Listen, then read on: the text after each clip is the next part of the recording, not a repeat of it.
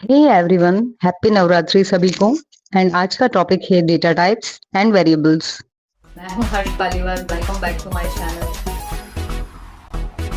Okay, तो चलिए हम बेसिक से कंसेप्ट समझते हैं वेरिएबल्स और डेटा टाइप्स का।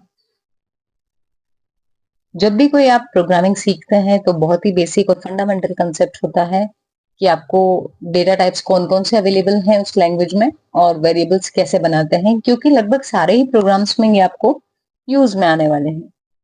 तो चलिए देखते हैं। पाइथन में जब हम वेरिएबल्स की बात करते हैं तो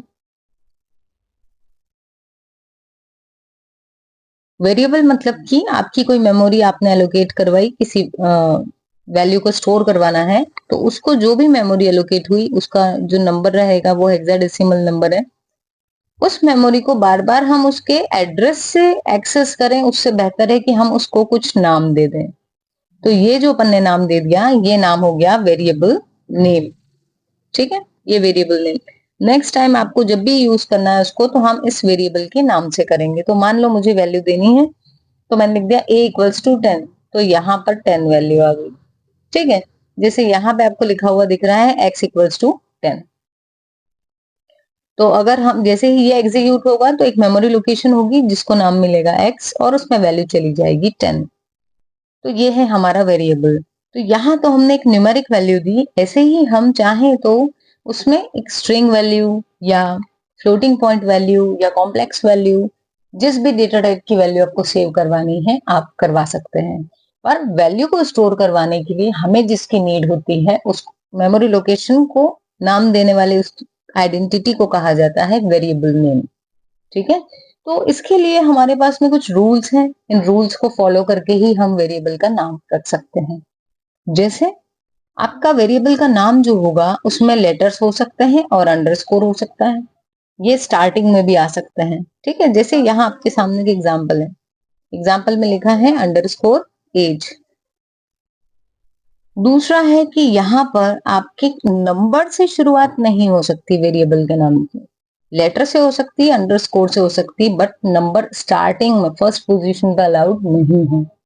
ठीक है, आपके बीच में जो आपकी वेरिएबल का नाम है उसके बीच में आप कहीं चाहो कि भाई नंबर आना चाहिए तो बीच में कहीं नंबर आ सकता है। तो ओवरऑल यदि हम बात करें तो किसी भी वेरिएबल के नाम में लेटर्स, नंबर्स और अंडरस्कोर्स अलाउड हैं। स्पेशल सिंबल्स जो होते हैं आपके, जैसे कि एट द रेट, हैश, ठीक है, और भी बहुत सारे डॉट, कॉमा, कॉलन, ये अलाउड नहीं है। प्लस आपकी जो पाइथन है वो कैसी है, केस सेंसिटिव।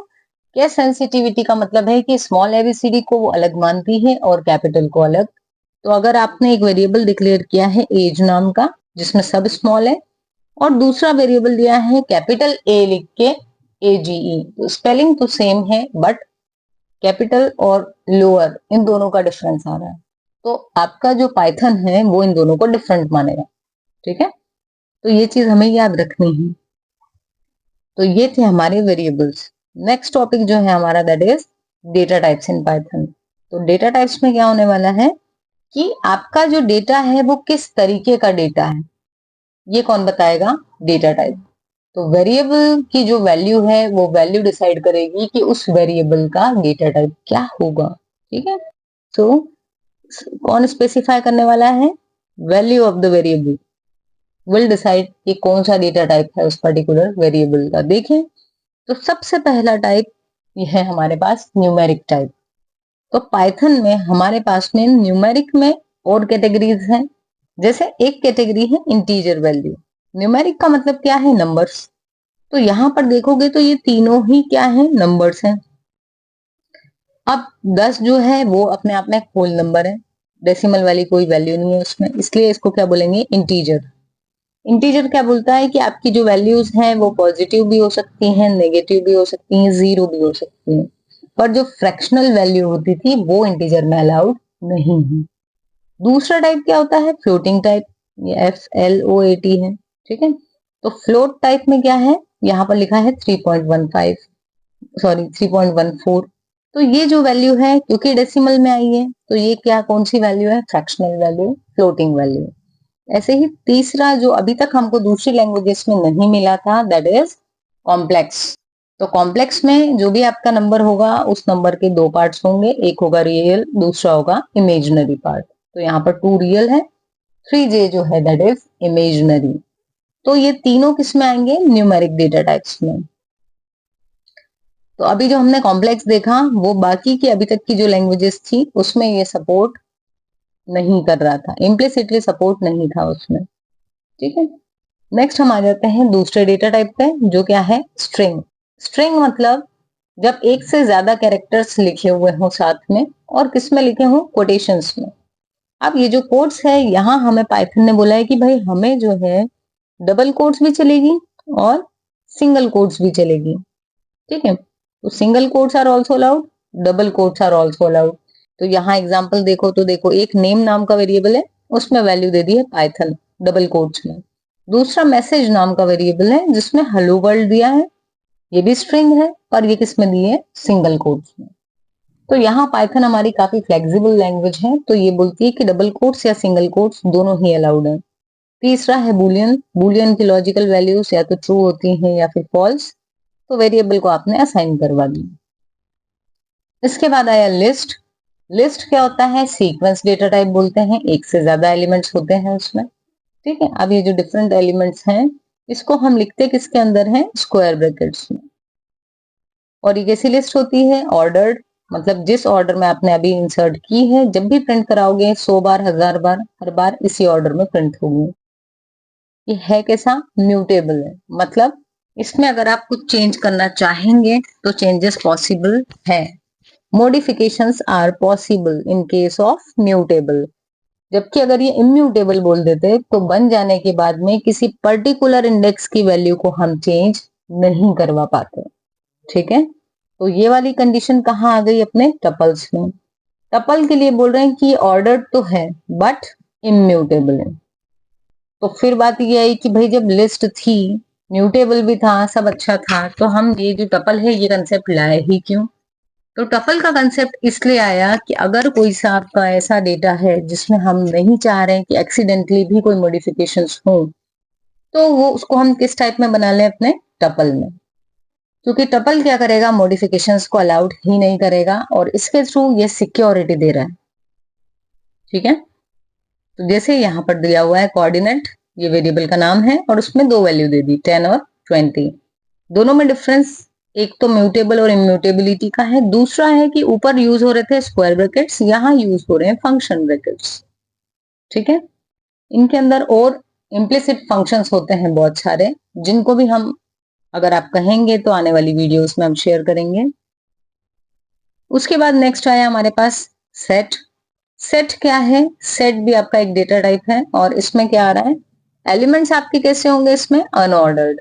अभी तक के अगर पिछले देखोगे तो ये कैसे थे? ऑर्डर्ड थे। ऑर्डर्ड का मतलब जिस सीक्वेंस में वैल्यू दी है हर बार वो उसी सीक्वेंस में मिलेगी, वो फिक्स होके सेव हो चुकी है मेमोरी में। बट यहां वाले केस में क्या होगा? आपका जो डेटा है वो अनऑर्डर्ड रहेगा, मतलब सेव आपने जिस ऑर्डर में किया है हर बार जब आप प्रिंट कराओ तो सेम ही ऑर्डर में वैल्यूज प्रिंट हो, ये जरूरी नहीं है। ठीक है, पर सेट में अनऑर्डर्ड होने के साथ में ही एक चीज और आई कि यूनिक होना चाहिए एलिमेंट्स।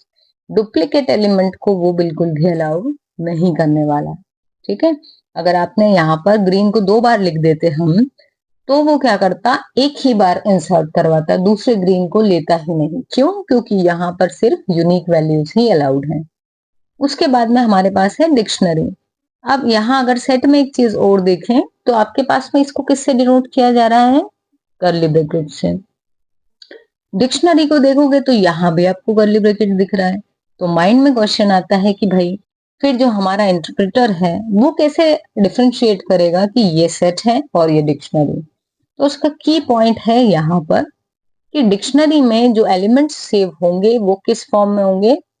की वैल्यू के पेयर में। जबकि यहाँ सेट में देखोगे तो ये जो रेड है ये अपने आप में क्या है? रेड अपने आप में एक एलिमेंट है।